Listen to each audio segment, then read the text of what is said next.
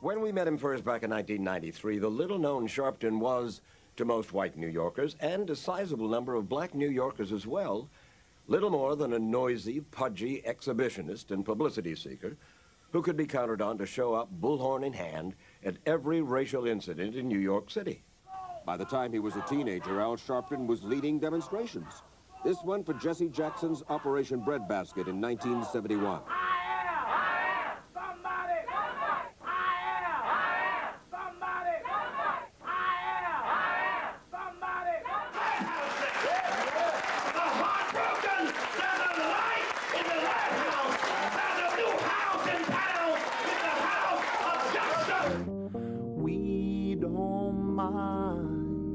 See, we've been doing it all the time. But if you want us to sacrifice, you got to give something back to life. You think I'm vulnerable to your pressure tactics because I shed a tear, because I shed a tear.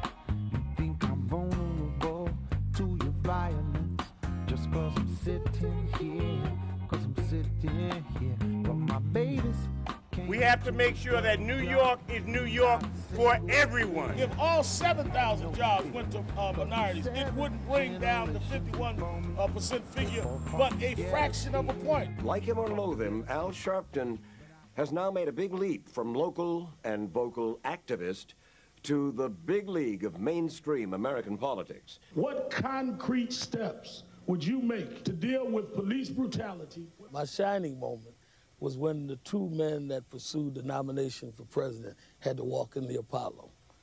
It was just some gravy on the rice that I asked the first question. Coretta Scott King, the widow of Dr. Martin Luther King, Jr., had this to say about Al Sharpton. A leader who has protested injustice with a passionate, unrelenting commitment to nonviolent action in the spirit and tradition of Martin Luther King, Jr. And I am talking about your leader, our leader, the Reverend Al Sharpton. See, we've been doing it all the time.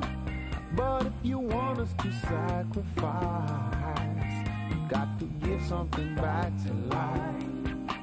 You can't just come in here like that no more. Snatch up our childhood, our childhood. You can't just walk on up and replace it, Joe, with your Hollywood. With your Hollywood. But I see now how all of the words are said. Clearly you can't on one trip conclude everything, but you certainly can say what you saw and use it as a basis for some real investigation and some real work. When I say we don't mind, see, we've been doing it all the time.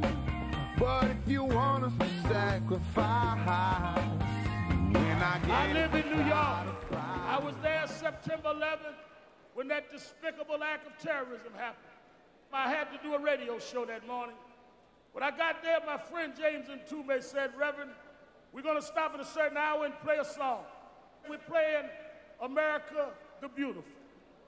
The particular station I was at, they played that rendition sung by Ray Charles. But I sat there that morning and listened to Ray sing through those speakers, oh, beautiful for spacious skies, for ample ways of grain, for purple mountains, majesty, across the fruited plain. And it occurred to me as I heard Ray singing that Ray wasn't singing about what he knew, because Ray had been blind since he was a child. He hadn't seen many purple mountains. He hadn't seen many fruited plains. He was singing about what he believed to be. We believed if we kept on working, if we kept on marching, if we kept on voting, if we kept on believing, we would make America beautiful for everybody. We don't mind. See, we've been doing it all the time. But if you want us to sacrifice, you got to give something back to life. And I said, people, if you hear me now, I want you to say na na na na na. Everybody now, people, if you hear me now, I want you to say na na na na na. That's right, y'all people. If we finally came to grips with what Martin Luther King Jr. did, taught us, and what he stood for, and lived it out, then we could truly be a nation at peace with itself, and we could be a powerful moral force in the world that could bring all the discordant elements together. And then we would begin to see the beloved community emerge. We don't mind. See, we've been doing it all the time. But if you want us to sacrifice, you got to give something back